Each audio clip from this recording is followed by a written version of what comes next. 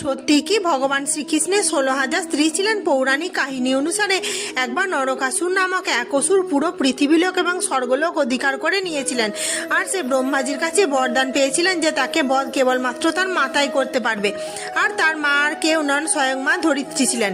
নরকাসুর পৃথিবীলোক এবং স্বর্গলোকের প্রায় 16,000 নারীকে বন্দী করে রেখেছিলেন। যখন এই কথাটি মা সত্যভামা ও ভগবান শ্রীকৃষ্ণ জানতে পারলেন, তখন তারা দুজনে মিলে নরকাসুরকে বধ করে দিলেন। কারণ সত্যভামা ধরিত্রী মায়েরই অবতার ছিলেন আর ভগবান শ্রীকৃষ্ণের পত্নীও। নরকাসুরকে বধ করার পর ভগবান শ্রীকৃষ্ণ ওই 16,000 নারীকে মুক্ত করে দিলেন। কিন্তু ওই সকল নারীরা শ্রীকৃষ্ণকে বললেন যে আমাদের এক দৈত্য বন্দী করে রেখেছিল, যার কারণে সমাজ আমাদের আর কোনো মান সম্মান শেষ হয়ে গেছে।